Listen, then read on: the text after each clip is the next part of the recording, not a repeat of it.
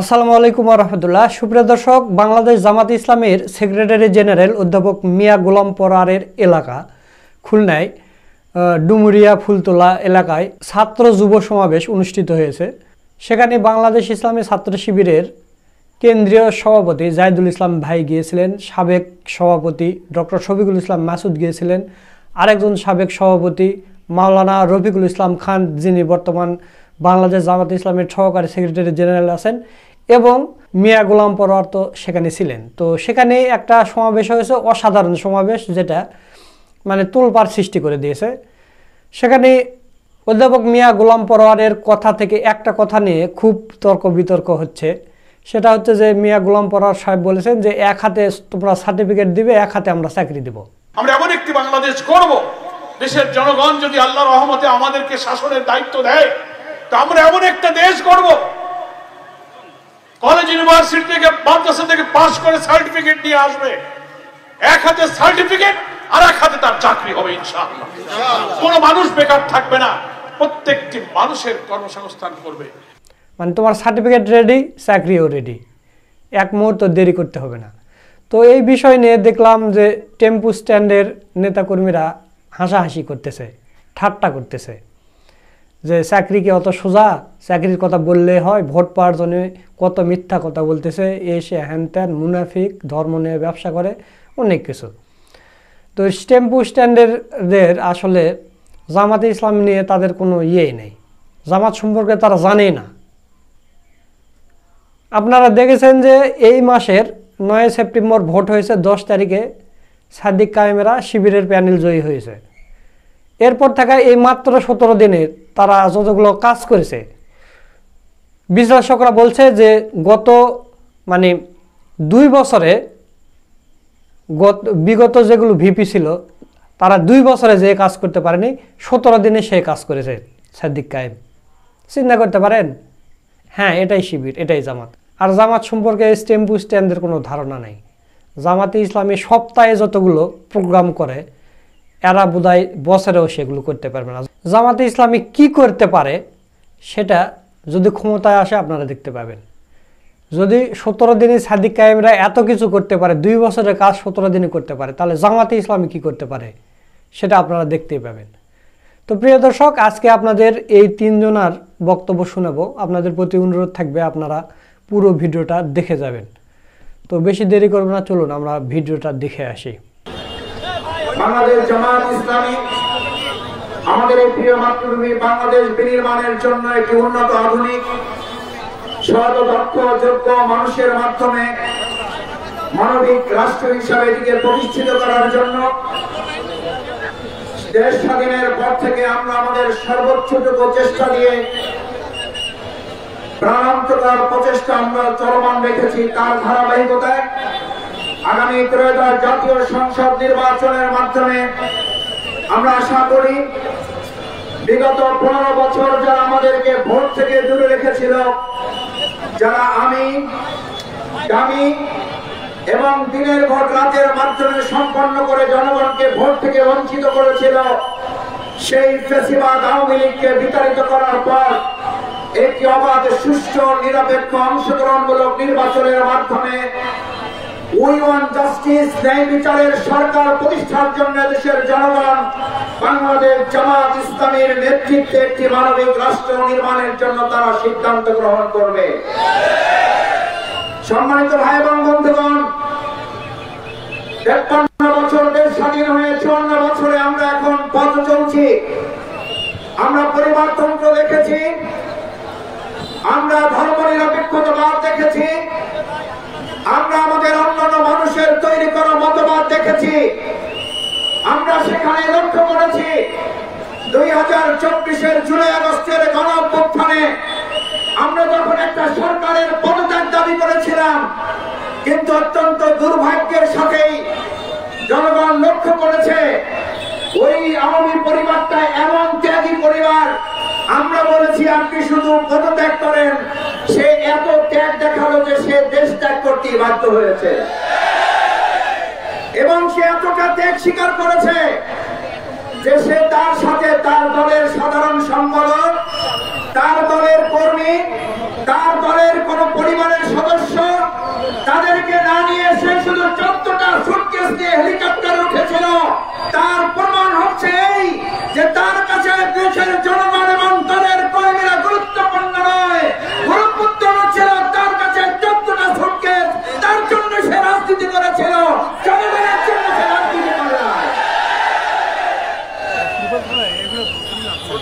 সংগ্রামী ফুলতলাবাসী,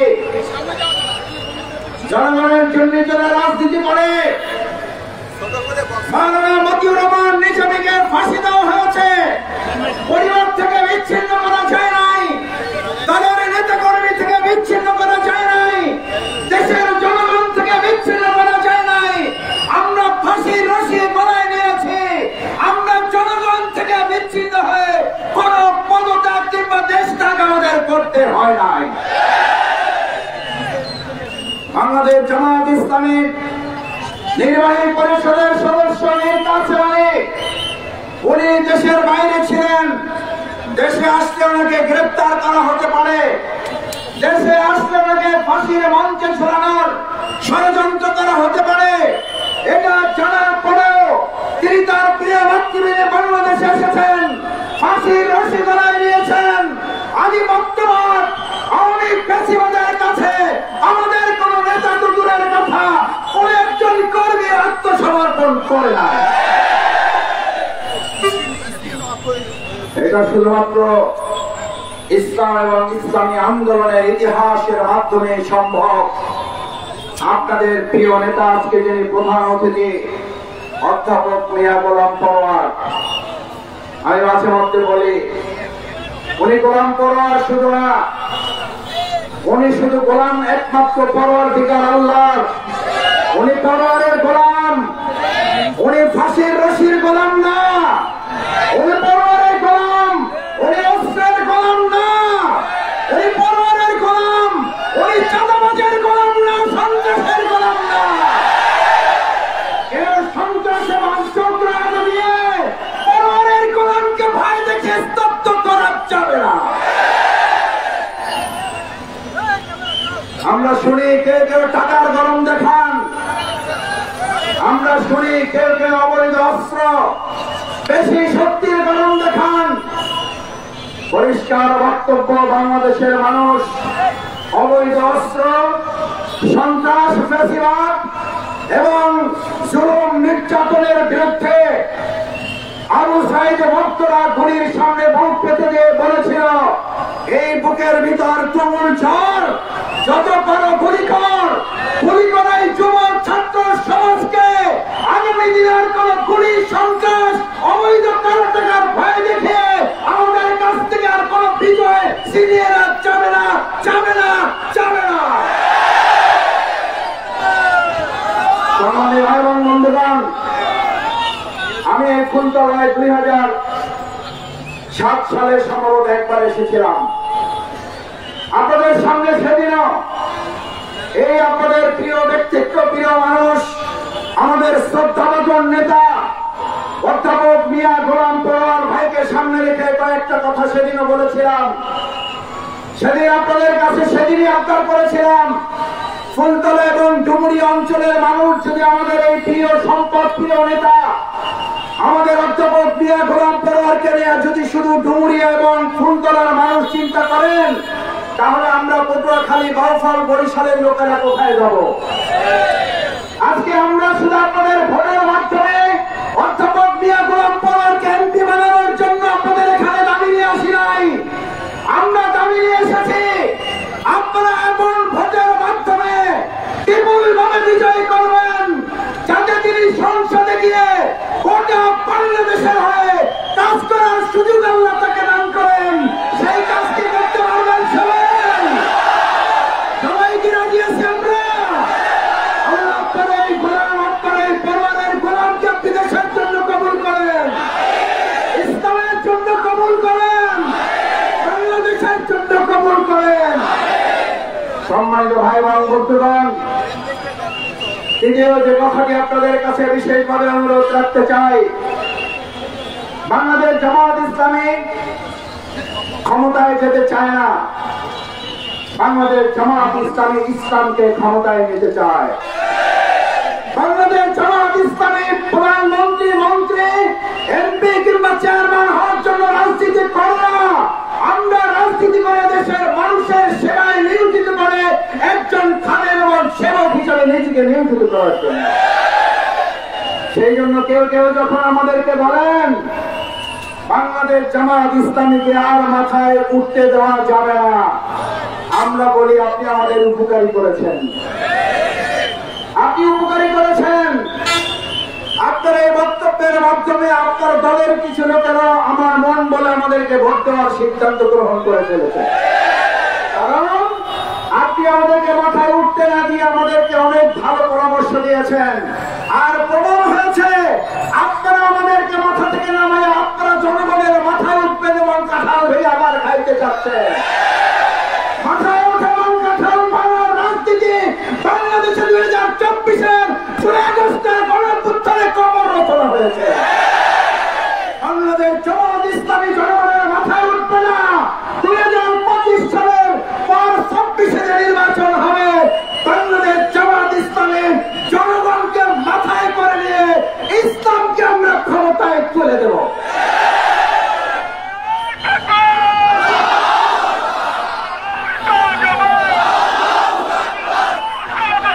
সম্মানিত ভাইবোন বন্ধুগণ, সবশেষ আপনাদের কাছে অনুরোধ করতে চাই, বাংলাদেশ জামাত ইসলামী যুবকদের জন্য আত্মকর্মসংস্থানের ব্যবস্থা করতে চায়। চাকরি দিয়ে আপনি সব সমস্যার সমাধান করতে পারবেন কিনা? আমি মাঝে মধ্যে, আমরা ছোট মানুষ, এলাকায় যাই। বাংলাদেশ জামাত ইসলামী আমাদেরকে এলাকায় কাজ করার জন্য নির্দেশ দিয়েছে। 2 দিন 3 দিন 4 দিন থাকি। 4 দিন থাকার পরে আমাদের গাড়িতে এরকম কাগজের বস্তা জমে যায়। বিশ্বাস করুন, সব যেন নষ্ট না হয়, আল্লাহকে সাক্ষী রেখে বলছি। এমন কাগজের বস্তা যখন জমা নিয়ে গাড়ি থেকে ঢাকায় ফিরে আসি, গাড়িতে আস্তে আস্তে ভাবি, আল্লাহ, এত তরুণ যুবক শিক্ষিত বেকার, এদের কর্মসংস্থানের ব্যাপার আমি শফিকুল ইসলাম মাসুদ, আব্দুর রহিম, আব্দুল জব্বার, আব্দুল করিমের পক্ষে ততক্ষণ সম্ভব হবে না যতক্ষণ পর্যন্ত আল্লাহ আপনার বিধান এই সমাজে কার্যকর না হবে। যে বিধানের কথা আল্লাহ ঘোষণা করে বলেছেন, বিসমিল্লাহির রহমানির রহিম, ওয়া মান ইয়াত্তাকিল্লাহ ইয়াজআল লাহু মাখরাজান ওয়া ইয়ারযুকুহু মিন হাইসু লা ইয়াহতাসিব।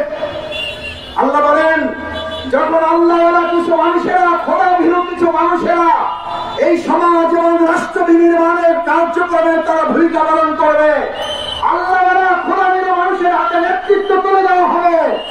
আল্লাহ বলেন, ইয়াজআল লাহু মাখরাজান, তোমার ওই সমস্ত চাকরি বাকরি আর ওই সমস্ত দুটো ইন্ডাস্ট্রি, এগুলো তোমার চিন্তা করতে হবে না। ওয়ায়ারযুকুহু মিন হাইসু লা ইয়াহতাসিব। গাড়িতে যখন আমি আল্লাহর কাছে বলি, আল্লাহ, আপনি তো আমাদের সেই মহান রব, আপনার বিধান কার্যকর করার জন্য আপনার গোলাম হয়ে কাজ করছি। আপনি চাইলে যে কোনো জায়গা থেকে আমরা যা কোনোদিন কল্পনা করতে পারি নাই, সেখান থেকে আমার এই তরুণ যুবকদের জন্য আপনি উত্তম রিজিকের ব্যবস্থা করতে পারেন। তিনি কি জাতিসংঘের মহাসচিব? তিনি কি কোন প্রধান উপদেষ্টা? তিনি কি প্রধানমন্ত্রী? তিনি হচ্ছেন মহান আল্লাহ রাব্বুল আলামিন। আমরা সেই আল্লাহর বিধান কার্যকর করলে আল্লাহ বক্তব্য হচ্ছে, তারপরেই বলছেন, ইন তাত্তাকুল্লাহ ইয়াজআল লাকুম মিন আমরিহি ইউসরা। আল্লাহকে ভয় করে তোমরা কাজ করো, আমি আল্লাহ দুনিয়ার সমস্ত কাজ তোমাদের জন্য সহজ করে দেব। বাংলাদেশ জামাত ইসলামী এটা বলে না, এটা অহংকারের পর্যায়ে পড়ে অধ্যাপক মিয়া গোলাম করার সব সমস্যার সমাধান করে দিতে পারে। শফিকুল ইসলাম মাসুদ, মাওলানা রফিকুল ইসলাম খান সব সমস্যার সমাধান করে দিতে পারে। আমরা বলি, সব সমস্যার সমাধান, সব সমস্যার সমাধান, সব সমস্যার সমাধান বাংলাদেশ জামাত ইসলামী। আমি আমার বাপের কথা বলে এখানে ভোট চাইতে আসি নাই। বাংলাদেশ জামাত ইসলামী আমরা কোন নেতার কথা বলে ভোট চাইতে আসি নাই। বাংলাদেশ জামাত ইসলামী তাদের তৈরি করা গঠনতন্ত্র কোন মতবাদের ভিত্তিতে ভোট চাইতে আসে নাই। বাংলাদেশ জামাত ইসলামী ভোট চাইতে এসেছে সব সমস্যার সমাধান। আসুন, বাংলাদেশ জামাত ইসলামীর মতো করে আপনি, আপনারা যারা আছেন, আমি আপনার সাথে কাঁধে কাঁধ মিলিয়ে কাজ করতে আমরা কি প্রস্তুত আছি না নাই? আসুন, সেই কোরআনে হচ্ছে সমাধান, যেই কোরআন জাহিলি মদিনাকে সোনার মদিনা করেছিল, ওই কোরআনকে সামনে রেখে বাংলাদেশ জামাত ইসলামী যদি কাজ করে, তাহলে এই ফুলতলা সোনার ফুলতলা হবে না, হবে না? এই ডুমুরিয়া সোনার ডুমুরিয়া হবে না, হবে না? আমার প্রিয় মাতৃভূমি বাংলাদেশ সোনার বাংলা হবে কিনা, হবে না? সেই কোরআনের আলোকে সোনার বাংলা বিনির্মাণের জন্য কারা রাজি আছেন? কারা রাজি আছেন? আমাকে দাখিল করে দিয়েন। আসসালামু আলাইকুম ওয়া রাহমাতুল্লাহি ওয়া বারাকাতুহু। সকল শহীদদেরকে স্মরণ করছি এবং মহান রব্বুল আলামিনের কাছে দোয়া করছি, মহান রব্বুল আলামিন যেন তাদেরকে শাহাদাতের সর্বোচ্চ মর্যাদা দান করেন। আল্লাহুম্মা আমিন। সংগ্রামী উপস্থিতি, 2024 সালের জুলাই আগস্ট একটি আদর্শিক জাগরণ ছিল। সেই আদর্শিক জাগরণের যাত্রা হয়েছিল জুলুমতন্ত্রের বিরুদ্ধে, অন্যায়ের বিরুদ্ধে লড়াইয়ের মধ্য দিয়ে। আপনারা জানেন 2006 সালের 28 অক্টোবর লগি বইটা দিয়ে মানুষ হত্যা করে সেই লাশের উপর নৃত্য করার যে পৈশাচিক দৃশ্য, তার অবতারণা করেছিল বাংলাদেশ আওয়ামী লীগ। তারা বাংলাদেশে কখনো রাজনীতি করেনি, তারা এই বাংলাদেশে হত্যার জুলুমতন্ত্র কায়েম করেছিল, তারা এই বাংলাদেশ থেকে লুটপাট তন্ত্র কায়েম করেছিল, তারা বাংলাদেশে ফ্যাসিবাদ কায়েম করেছিল। তার সময়ের অনিবার্য জাগরণ হিসেবে 2024 সালের জুলাই এবং আগস্টে বাংলাদেশের আপামর ছাত্র জনতা, বাংলাদেশের আপামর মানুষ ন্যায়ের পক্ষে লড়াই করতে গিয়ে আবাবিল পাখির মতো যে জাগরণ তৈরি করেছে, তার মধ্য দিয়ে ফ্যাসিস্ট হাসিনার পতন নিশ্চিত হয়েছিল। সংগ্রামী উপস্থিতি, আমাদের এই বাংলাদেশকে নিয়ে শুধু ফ্যাসিবাদী এককভাবে নিয়ন্ত্রণ করেনি, বরং পার্শ্ববর্তী একটি রাষ্ট্রের আধিপত্যবাদ নীতির মধ্য দিয়ে আমাদের এই বাংলাদেশকে তাদের গোলামীতন্ত্রের মধ্য দিয়ে একটি করদ রাষ্ট্রে পরিণত করেছিল। তারা আমাদেরকে বন্ধু সেজে আমাদের এই বাংলাদেশে সাম্প্রদায়িক সম্প্রীতি নিয়ে বিভিন্ন প্রপাগান্ডা চালায়, অথচ ভারতে সবচেয়ে বেশি অসাম্প্রদায়িক নীতিমালা এবং সাম্প্রদায়িক সম্প্রীতি বিনষ্ট করা হয়।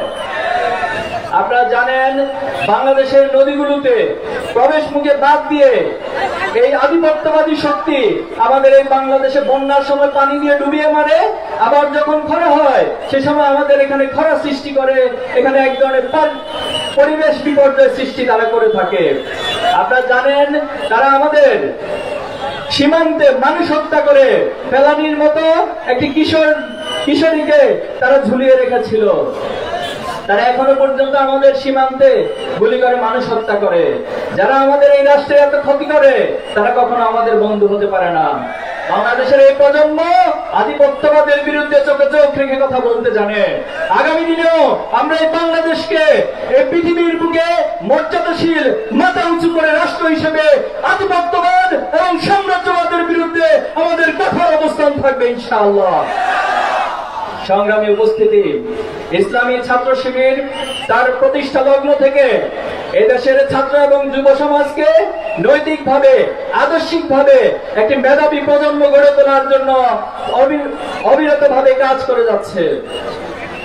আপনারা জানেন ইসলামী ছাত্র শিবির একজন ছাত্রকে শুধুমাত্র মেধাবী ছাত্র হতে বলে না। একজন ছাত্র তার শিক্ষকের কাছে যেভাবে ভালো ছাত্র হবে, একজন ছাত্র তার পিতামাতার কাছে সবচেয়ে ভালো সন্তান হবে, একজন ছাত্র তার প্রতিবেশীর কাছে সবচেয়ে ভালো প্রতিবেশী হবে, এই দেশের সবচেয়ে ভালো একজন নাগরিক হিসেবে নিজেকে গড়ে তুলবে। শুধু তাই নয়, পাশাপাশি সে একজন মুসলিম হিসেবে আল্লাহর কাছে শ্রেষ্ঠ গোলাম হিসেবে নিজেকে তৈরি করার জন্য যে সামগ্রিক কার্যক্রম, তার মধ্য দিয়ে এই সমাজের ছাত্র এবং যুব সমাজকে ছাত্র শিবির গড়ে তোলে।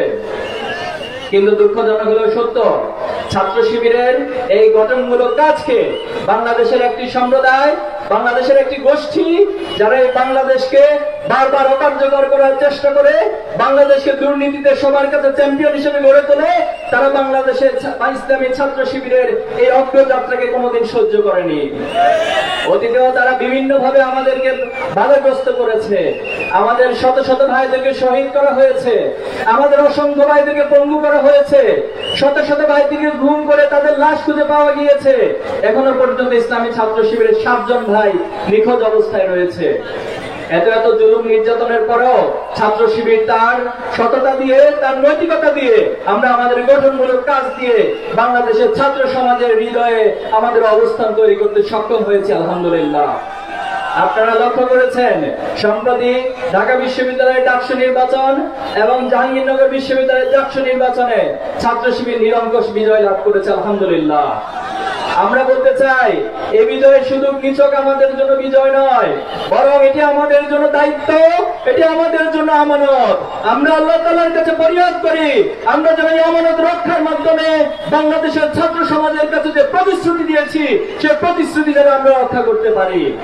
পাশাপাশি আমরা এটাও বলবো আমাদের কোনো ভাই, আমাদের কোনো দায়িত্বশীল, আমাদের যারা নির্বাচিত হয়েছে তারা এই সমাজের তথাকথিত নেতা হবে না, বরং তারা প্রত্যেকেই এই সমাজের ছাত্রদের কাছে একজন ভাই, একজন দায়িত্বশীল, একজন সততার ভূমিকা অবতীর্ণ হবে ইনশাআল্লাহ।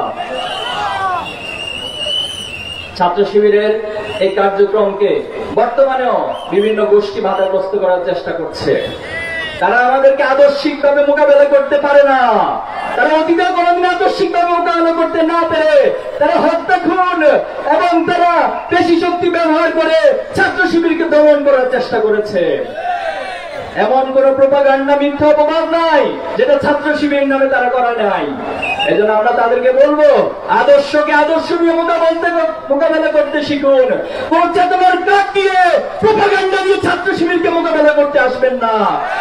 অতীতে যারা ছাত্র শিবিরকে হত্যা করার জন্য স্লোগান দিয়েছিল, সম্প্রতি আমরা দেখতে পাচ্ছি অনেক গোষ্ঠী, অনেক দল বলছে একটা একটা শিবির ধরে ধরে জবাই কর।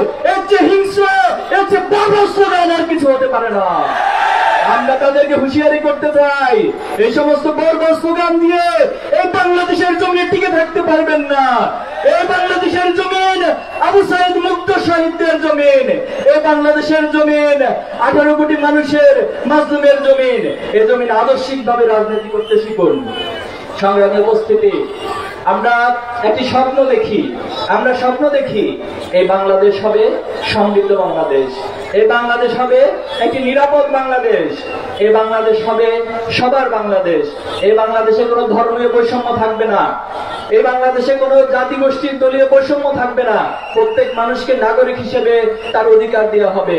এই বাংলাদেশে যারা নেতা নির্বাচিত হবে তারা তথাকথিত নেতা হবে না, তারা সেবক হয়ে ন্যায় বিচার এবং অধিকার প্রত্যেকটা মানুষের দোরগোড়ায় পৌঁছে দিবে। আমরা এমন একটি বাংলাদেশের স্বপ্ন দেখি। সংগ্রামী উপস্থিতি, আজকে আমাদের যিনি প্রধান অতিথি তিনি এই খুলনার কৃতি সন্তান। তিনি শুধুমাত্র ফুলতলা এবং ডুমুরিয়ার কৃতি সন্তান নয়, বরং তিনি সারা বাংলাদেশের জন্য একজন উজ্জ্বল নক্ষত্র। আগামী দিনে এই বাংলাদেশকে নেতৃত্ব দেওয়ার জন্য, এই বাংলাদেশকে পৃথিবীর বুকে সমৃদ্ধশালী মর্যাদাবান রাষ্ট্র হিসেবে প্রতিষ্ঠা করার জন্য যে উন্নয়ন প্রয়োজন সেটা ডুমুরিয়া এবং ফুলতলা থেকে সেটা সারা বাংলাদেশে ছড়িয়ে পড়বে। আর সেই জায়গায় নেতৃত্ব দিবেন আমাদের শ্রদ্ধেয় নেতা, বাংলাদেশ জামাত ইসলামের সম্মানিত সেক্রেটারি জেনারেল অধ্যাপক মিয়া গোলাম পরোয়ার। আমরা কি তার জন্য নিজেদের সর্বশক্তি দিয়ে কাজ করতে প্রস্তুত আছি ইনশাআল্লাহ? ইনশাআল্লাহ। সংগ্রামী উপস্থিতি, আমরা আমাদের এই স্বপ্ন থেকে কখনো পিছপা হব না। আমরা আমাদের স্বপ্নের পথে অবিরাম চলে ফেটে যাব ইনশাআল্লাহ। আমরা আমাদের শহীদদের কাছে দায়বদ্ধতা রয়েছে, আমাদের মায়েদের স্বপ্নের কাছে আমাদের দায়বদ্ধতা রয়েছে, আমাদের পিতাদের স্বপ্নের কাছে আমাদের দায়বদ্ধতা রয়েছে, আমাদের চোখারা হাতহারা অসংখ্য গাজীদের কাছে আমাদের দায়বদ্ধতা রয়েছে। এই সকল দায়বদ্ধতাকে কাঁধে নিয়ে আমরা আজকে ঘোষণা দিতে চাই, আমরা যে স্বপ্ন দেখছি আমরা আমাদের জীবন দিয়ে, রক্ত দিয়ে আমরা আমাদের স্বপ্নের পথে হেঁটে যাব ইনশাআল্লাহ। 2024-এর জুলাই আগস্ট এটি একটি চূড়ান্ত বিপ্লবের সুবহে সাদিক। এই সুবহে সাদিকের পথ ধরেই বাংলাদেশ আগামী দিনে আলোকিত হবে। এজন্য আমি আপনাদের সবাইকে আগামী দিনে একটি চূড়ান্ত বিপ্লবের জন্য সর্বাত্মক প্রস্তুতি গ্রহণ করার জন্য আহ্বান জানাচ্ছি। মহান আল্লাহ তাআলা আমাদের সহায় হন। মহান আল্লাহ আমাদের সাহায্যের মধ্য দিয়ে আমরা আমাদের সেই চূড়ান্ত লক্ষ্যে পৌঁছে যাব ইনশাআল্লাহ। আপনাদের সবাইকে অনেক অনেক ধন্যবাদ। আসসালামু আলাইকুম ওয়া রাহমাতুল্লাহি ওয়া বারাকাতুহু। নেতৃবৃন্দ কষ্ট করে ফুলতলা বাসীকে শুভেচ্ছা জানাবার জন্য এসে নবনির্বাচিত সভাপতি জননেতা রফিকুল ইসলাম খান। আপনারা দেখছেন আমাদের প্রিয় শহীদি কাফেলা, বাংলাদেশের মানুষের স্বপ্নের ঠিকানা, ইসলামী ছাত্র শিবিরের সংগ্রামী কেন্দ্রীয় সভাপতি, জুলাই ছাত্র গণ অভ্যুত্থানের কিংবদন্তি ছাত্রনেতা জাহিদুল ইসলাম আর ডক্টর শফিকুল ইসলাম মাসুদ, যিনি ঢাকা মহানগরী দক্ষিণের সংগ্রামী সেক্রেটারি, জামাত ইসলামী কেন্দ্রীয় কর্মপরিষদের সদস্য, বাংলাদেশের তরুণ সমাজের আইকন ডক্টর শফিকুল ইসলাম মাসুদ।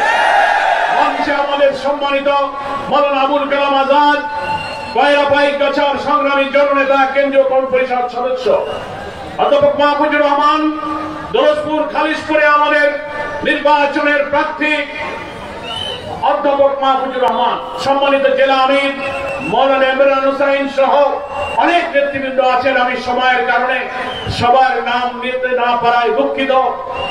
আসলে বিকালে আসর থেকে মাগরিব খুবই অল্প সময়, কি বলেন ঠিক কিনা? আপনারা ধৈর্যের সাথে অপেক্ষা করবেন, শৃঙ্খলার সাথে আমরা ইনশাআল্লাহ এই ছাত্র যুব সমাবেশ শেষ করতে চাই। আমাদের আজকের বক্তব্য তো নেতৃবৃন্দ বলেই ফেলছেন, নাকি বলেন? রাজনৈতিক বক্তব্য হয়ে গেছে আলহামদুলিল্লাহ। আমি আপনাদের সন্তান, আপনাদের ভাই, আপনাদের বন্ধু হিসেবে অনেক বক্তব্য এখানে রেখেছি। এখানে আমার সাংবাদিক বন্ধুরা আছেন, এলাকাবাসী ছাত্র যুবকরা আছেন, তাদের অভিভাবকরা অনেকে এসেছেন। এখানে বিএনপি, আওয়ামী লীগ, জাতীয় পার্টি, অনেক রাজনৈতিক দলের সম্মানিত বন্ধুরা এখানে আছেন। আমার হিন্দু সম্প্রদায়ের সনাতনী ধর্মের ভাইরাও এখানে আছেন। আমি তাদের সকলকে আন্তরিক শুভেচ্ছা জানিয়ে আজকের এই ঐতিহ্যবাহী স্বাধীনতা চত্বরের সমাবেশ সফল করার জন্য মোবারকবাদ জানাই। একটা কথা বলতে চাই যে আজকের এই সমাবেশটা হচ্ছে ছাত্র যুব সমাবেশ, নাকি বলেন? ছাত্ররাও কিন্তু যুব, বয়সের বিবেচনায় যারা কলেজ, স্কুল, মাদ্রাসা, ইউনিভার্সিটিতে পড়ে তাদের মধ্যে তারুণ্য আছে, যৌবন আছে, সব মিলে কেউ লেখাপড়া শেষ করেছেন, কেউ কর্মজীবনে গিয়েছেন, কেউ বেকার আছেন, কেউ কোনোভাবে জীবন জীবিকা নির্বাহ করছেন। এই যুবক ছাত্রদের নিয়ে আজকের এই সমাবেশ। ফলে যুবক যারা, তারা হচ্ছে একটা শক্তির প্রতীক। যৌবন হচ্ছে একটা শক্তির প্রতীক। ইংরেজিতে বলা হয় youth is the best time of life. যৌবন হচ্ছে জীবনের সবচেয়ে শ্রেষ্ঠ সময়। দুনিয়ার ইতিহাসে যত আন্দোলন, যত সংগ্রাম, যত সভ্যতার ভাঙা গড়ার ইতিহাস সৃষ্টি করেছে সেই দেশের ছাত্র এবং যুব সমাজ। ছাত্র, শ্রমিক, যুব সমাজের সম্মিলিত সংগ্রামের মধ্য দিয়ে আমরা জুলাইয়ের গণ অভ্যুত্থানে আমরা ফ্যাসিবাদকে কিন্তু বিদায় করতে বাধ্য করেছি। ফলে যুব সমাবেশ মানে হচ্ছে তারুণ্যের সমাবেশ। যাদের জীবন আছে, শক্তি আছে, এনার্জি আছে, স্ট্যামিনা আছে, যাদের মেধা আছে, মনন আছে, যারা ভাঙতে পারে, যারা গড়তে পারে ডুমুরিয়া ফুলতলাকে সেই প্রাচীন সমাজ ভেঙে নতুন বাংলাদেশ গড়ায় ফুলতলাবাসী ঐতিহাসিক ভূমিকা রাখবে। সেই জন্য আমি ফুলতলার যুবক ছাত্রদের বলতে চাই, তোমরাই এবারের নির্বাচনে 12 কোটি ভোটারের 4 কোটি নতুন যুবকরা এবার নতুন ভোট দেবে। তাহলে কি হলো? 12 কোটির 4 কোটি যদি যুবক ভোটার হয়, 3 ভাগের 1 ভাগ হচ্ছে তরুণ ভোটার, কি বলেন? তাহলে তরুণ ভোটাররা এই বাংলাদেশকে বদলে দিতে চায়। বয়স আমি ডুমুরিয়ায় বলেছি, যুবক আর তরুণ মানেই কিন্তু 20, 25, 30 বছর বয়স হওয়া লাগবে তা না। অনেক সময় 50, 60 বছরের লোকেরাও কিন্তু তারুণ্য, শক্তি, মেধা, সাহস দিয়ে কিন্তু যৌবন এবং শক্তির প্রতীক হিসেবে কাজ করে। ফলে যৌবন এবং তারুণ্য মানে হচ্ছে শক্তি, তারুণ্য মানে হচ্ছে সংগ্রাম, তারা হচ্ছে অনুপ্রেরণার উৎস। ভয়, ভীতি, বাধা, বিপত্তি, অপ্রতিরোধ্য দুর্জয় শক্তি নিয়ে, মৃত্যু ভয়হীন চেতনা নিয়ে তারা সত্যের সংগ্রামে এগিয়ে যায়, তারাই হচ্ছে তরুণ যুবক। কিন্তু বয়স যাদের একটু কম, অনেক সময় তাদের মধ্যে দুর্বলতাও থাকে, থাকে কিনা বলেন? 14 বার ডাকা লাগে, মিছিলে ডাকলে আসে না, কাজ করতে গেলে যাচ্ছি জানালে ভুলে যায়।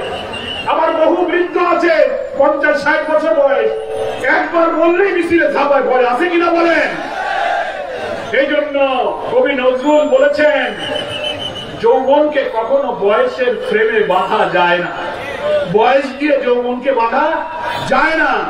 আপনারা পড়েছেন আমাদের ছাত্র জীবনে যৌবনের গান প্রবন্ধ ছিল, সেখানে নজরুল বলেছে বহু যুবককে দেখে আছি যার যৌবনের ঊর্ধ্বের নিচে বার্ধক্যের কঙ্কাল মুক্তি। মানে অনেক যুবক আছে বয়সে মনে হয় 40, কিন্তু কেটুকুটু দিলেও আসে না, দাবড় দিলেও দৌড়ায় না, 3 ডাক দিলে উঠে ঘুমায় থাকে। উনি বলেছেন বহু যুবককে দেখে আছি যাদের যৌবনের ঊর্ধ্বের নিচে বার্ধক্যের কঙ্কাল মুক্তি, বয়স কম হলেও বুড়োর মতো কাম কাজ।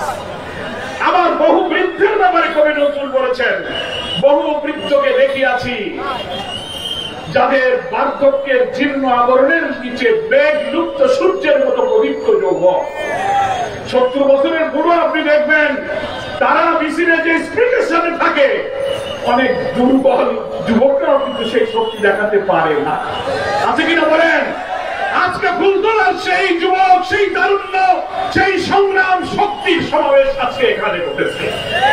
আপনাদের কাছে জানতে চাই, জামাত ইসলামীর আমির, বাংলাদেশের নতুন বাংলাদেশের ছাত্র সারথী ডাক্তার শফিকুর রহমান ঐতিহাসিক সরওয়ার্দী উদ্যানের যে জাতীয় মহাসমাবেশে ভাষণ দিয়েছিলেন, আপনারা সে ভাষণ শুনেছিলেন?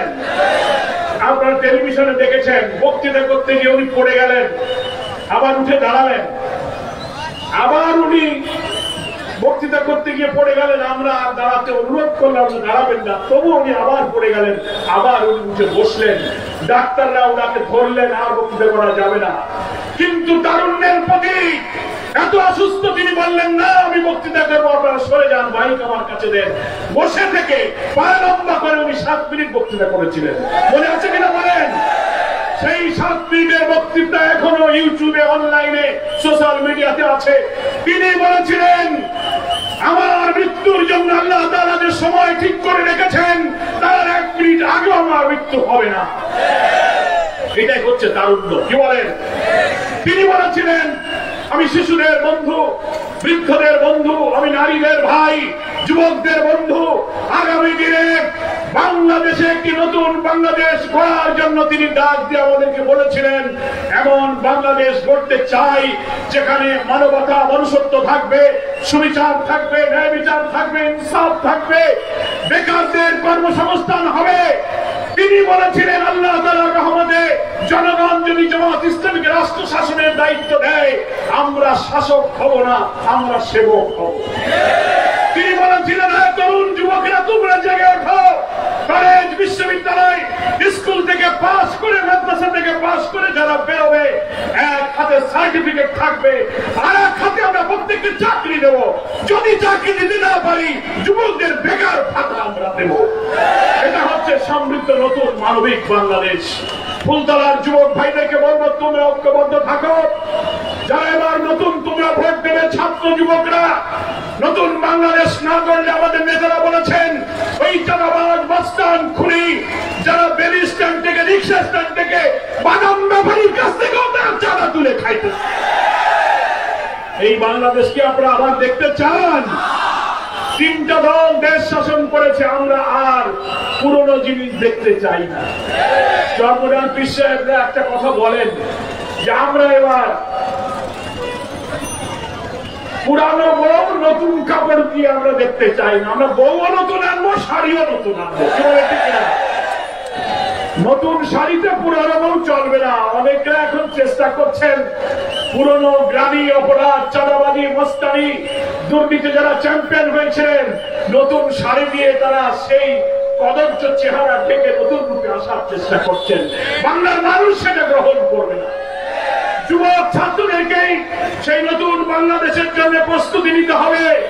জামাত ইসলামী তার নির্বাচনী ম্যানিফেস্টোতে বলেছে আমরা যদি রাষ্ট্রের দায়িত্ব পাই, রফিকুল ইসলাম খান ভাই বলেছেন ব্র্যাকের জরিপ, সালেমের জরিপ, ইনোভেশন নামে শুদ্ধ একটা জরিপ বেরিয়েছে, সব জরিপ বলছে অতীতের সব নির্বাচনের চেয়ে জামাতের জনসমর্থন মাসে মাসে বৃদ্ধি পেয়ে এখন ক্ষমতার কাছাকাছি সমর্থন চলে গিয়েছে। আমি জামাত বলেছেন আমরা যদি রাষ্ট্র ক্ষমতা পাই তাহলে সেই দেশ হবে মানবিক, মানবতা, মনুষ্যত্বের জন্য সুন্দর একটা বাংলাদেশ। আমরা যুবকদেরকে রাষ্ট্রের দায়িত্ব তুলে দিতে চাই। আগামী দিনে সব যুবকের কর্মসংস্থান করা, উৎপাদনমুখী কারিগরি শিক্ষার ব্যবস্থা আমরা করব। আমরা বলেছি টেকনিক্যাল এডুকেশন, কম্পিউটার শিক্ষা, এবং আমরা বলেছি ডিজিটালাইজেশনের এই যুগে আমরা ফ্রিল্যান্সিং এর ব্যবস্থা করব।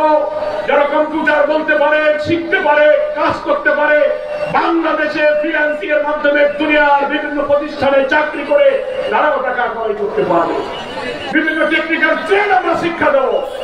কোরআন সুন্নাহর বিধান, খোলাফায়ে রাশিদিনের শাসন ব্যবস্থার আদর্শ হলো রাষ্ট্রের দায়িত্ব সকলের জীবন জীবিকার ব্যবস্থা করা, হয় চাকরি দেবে, হয় কাজ দেবে, না হলে প্রত্যেককে বেকার ভাতা দিতে হবে। ইনশাআল্লাহ ইসলাম ক্ষমতায় গেলে কেউ না খেয়ে থাকবে না, কেউ বেকার থাকবে না। আমির জামাত ওই দিন বলেছিলেন আমরা ফ্যাসিবাদের বিরুদ্ধে সংগ্রাম করেছি, এখন হচ্ছে আমাদের দুর্নীতির বিরুদ্ধে সংগ্রাম। দুনিয়ার অনেক দেশ ঘুরে এসে উনি বলেছেন, সব দেশের লোকেরা বলেছে জামাত ইসলামের আমির, আপনাদের এই সুন্দর বাংলাদেশকে যদি আপনারা দুর্নীতি মুক্ত একটা corruption free economy, corruption free society, একটা সাস্টেনেবল ডেমোক্রেসি দিয়ে সুশাসন যদি কায়েম করতে পারতেন, তাহলে এই বাংলাদেশ মালয়েশিয়া, সিঙ্গাপুরের চেয়ে একটি উন্নত আধুনিক সমৃদ্ধ বাংলাদেশের লাভ করত। আমি ফুলতলার যুব ছাত্রকে বলবো, তোমরাই হচ্ছে আগামী দিনের সেই নতুন বাংলাদেশ গড়ার শক্তি। আমরা আছি, আবার কখন চলে যাবো, এই বাংলাদেশ থেকে যাবে। এমন বাংলাদেশ আমরা রেখে যাব, আমাদের সন্তানেরা যেন আর জনবাজ, খুন, ধর্ষণের মতো নিষ্ঠুর মানবতা বিরোধী কাজের সাথে দেশের সন্তানরা সম্পর্ক না রাখে। আপনি চিন্তা করতে পারেন দেশের মানবতা, মানুষত্ব কোথায় গিয়ে পৌঁছে গিয়েছে। মাকে পেটে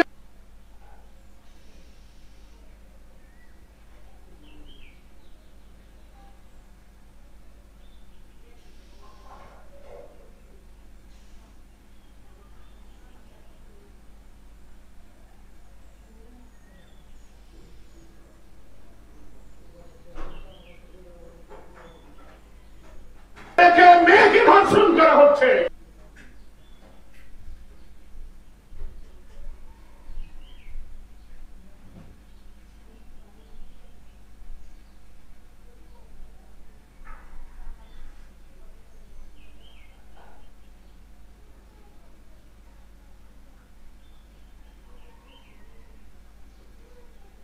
স্বামীকে বেঁধে রেখে স্ত্রীকে ধর্ষণ করা হচ্ছে। কি হচ্ছে কিনা বলেন? একটা দেশের শাসক হেলিকপ্টারে উঠে সেই দেশের মানুষকে গুলি করে হত্যা করছে।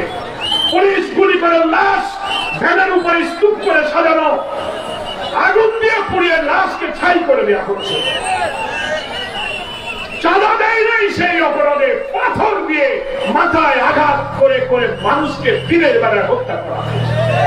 তাহলে আমির সাহেব ঘোষণা দিয়েছিলেন, জামাত ইসলামী যদি ক্ষমতায় যায়, আমি ঘোষণা দিচ্ছি আমাদের কোন মন্ত্রী, কোন এমপি সরকারি গাড়ি, সরকারি বাড়ি, সরকারি প্লট, সরকারি কোন ফ্ল্যাট গ্রহণ করবে না।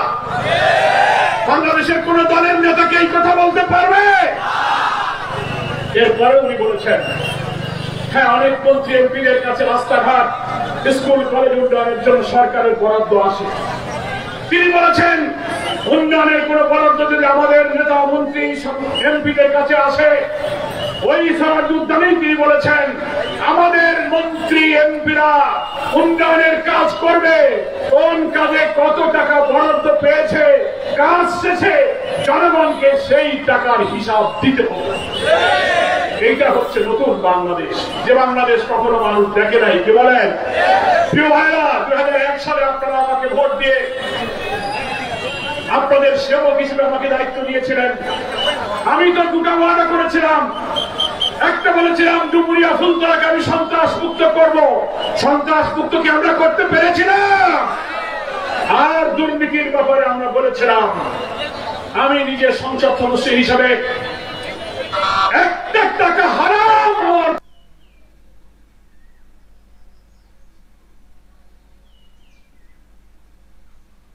পেটে যাবে না, আলহামদুলিল্লাহ। আমি 5 বছর এমপি মেয়াদ শেষে আবার আপনাদের মিটিংয়ে সেই কথা শুকরিয়া আদায় করেছি। আমার ওই 20 বছর 25 বছর আগের সংসদীয় জীবনে ডুমুরিয়া ফুলতলায় সেই সময়ে একটা টাকার অনেক মূল্য ছিল। প্রায় 350 কোটি টাকার উন্নয়নের কাজ আমি করেছিলাম। সেই কাজের পরে বই ছেপে কোন রাস্তা, কোথায় বিদ্যুৎ, কোথায় টিউবওয়েল, কোথায় মসজিদ, কোথায় শ্মশান, কোথায় মন্দির, কি করেছি, কত টাকা খরচ হয়েছে, নাম দিয়ে দিয়ে বই ছেপে আমি ফুলতলার ডুমুরিয়াবাসীকে জানিয়েছিলাম। আপনারা কি সে বই দেখেছেন? অনেকে আপনারা দেখেছেন। কোন এমপি, কোন মন্ত্রী তার কাজের হিসাব জনগণের সামনে দিতে সাহস পায় না, কারণ দিতে গেলে তো ধরা পড়বে। টাকা মারছো কত সেই কথা আগে বলবো, কিন্তু আমার ওই বইতে লেখা আছে আমি কোথায় টাকা পেয়েছি আর কত টাকা খরচ।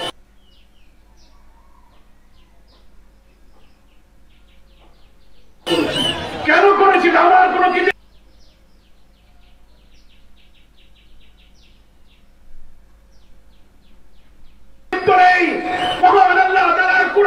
শিক্ষা আমরা পেয়েছি।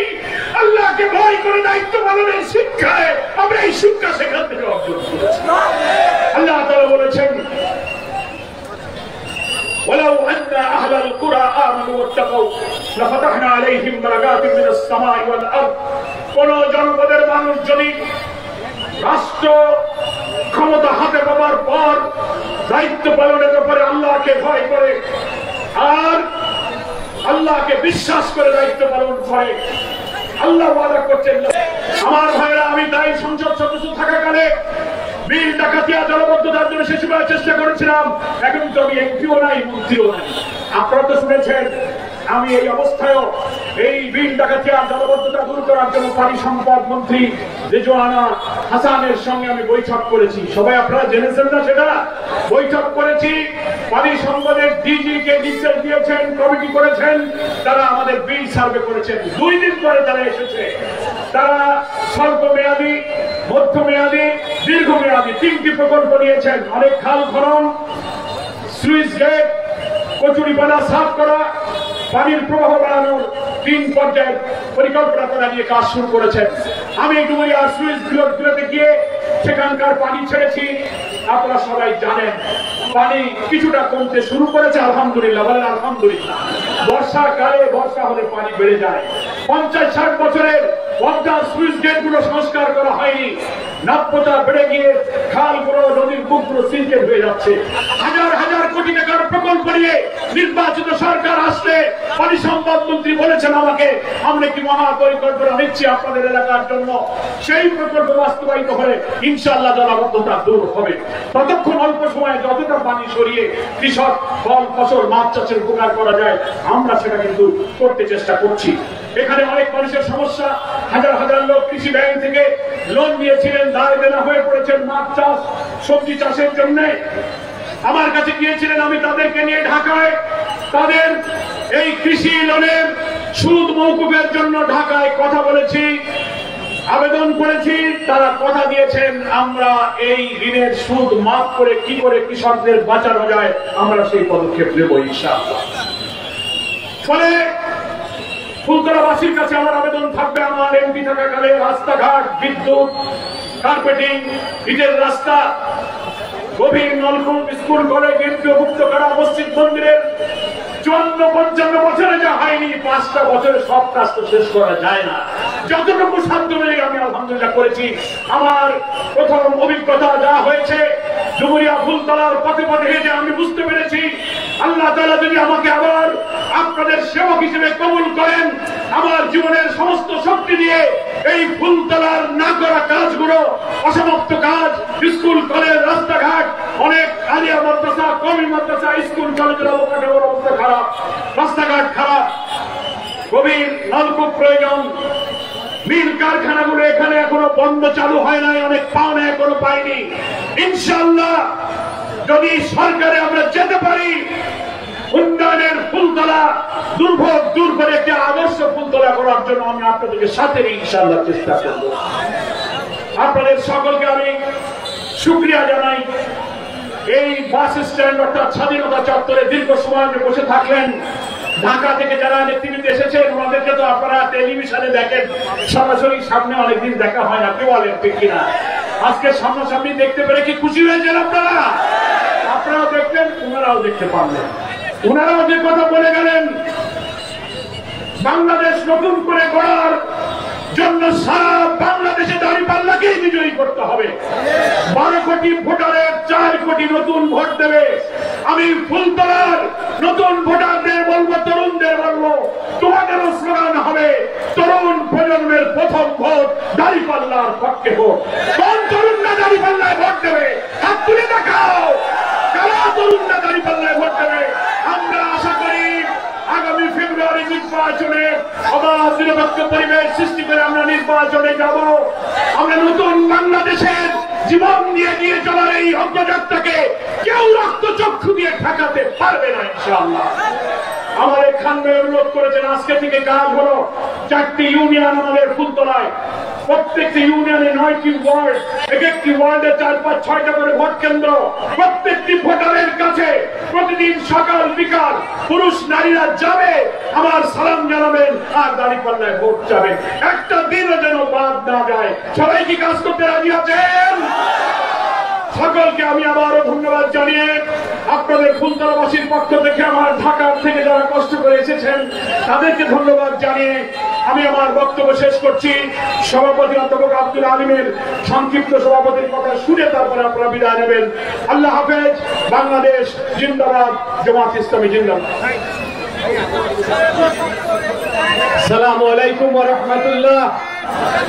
আজকের এই ছাত্র গণজামাতের সম্মানিত প্রধান অতিথি, সম্মানিত ঢাকা থেকে কেন্দ্রীয় নেতৃবৃন্দ, সম্মানিত জেলা নেতৃবৃন্দ, ফুলতলা এসে আমাদেরকে যে ধন্য করেছেন, এই জন্য ফুলতলাবাসীর পক্ষ থেকে আমরা তাদেরকে আন্তরিকভাবে শুভেচ্ছা জানাচ্ছি।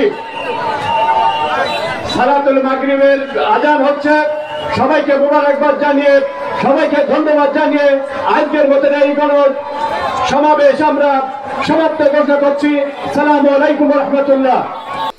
সুপ্রিয় দর্শক, আপনারা ভিডিওটা দেখলেন, তো সব মিলে আজকের ভিডিওটা আপনাদের কাছে কেমন লেগেছে? যদি ভালো লাগে ভিডিওটা শেয়ার করবেন। সকলকে ধন্যবাদ। আসসালামু আলাইকুম ওয়া রাহমাতুল্লাহ।